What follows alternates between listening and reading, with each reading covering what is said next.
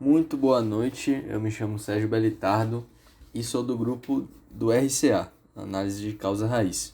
O grupo é composto por Irla Gabriela, Felipe Viana, Matheus Cabib, eu, Sérgio Belitardo e Eriton.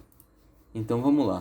O RCA, de forma bem objetiva, é você seguir um processo lógico para analisar a causa raiz de um problema que está ali afetando uma organização, um processo, independe do nível, mas ele pode estar intercorrendo em alguns problemas para a empresa, né?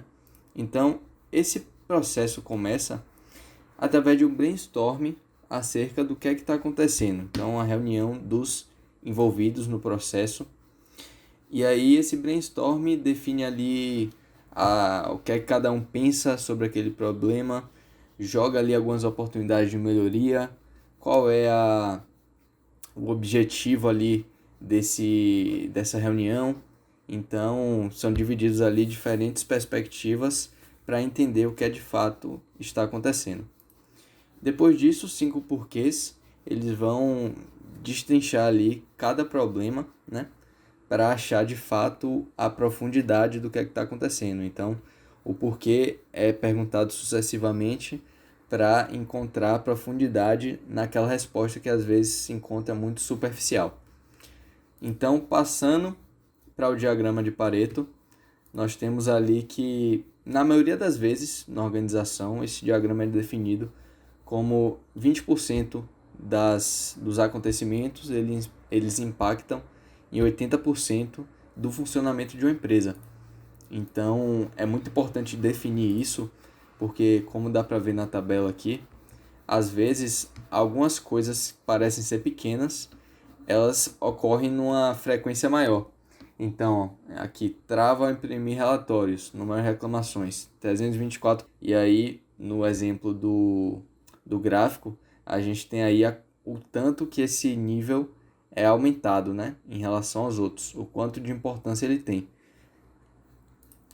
E aí, passando para o diagrama de Ishikawa, o que é que acontece? Esse diagrama de causa e efeito, né, de causa raiz também, ele serve para deixar visual uma análise sistemática de um problema que está acontecendo na empresa.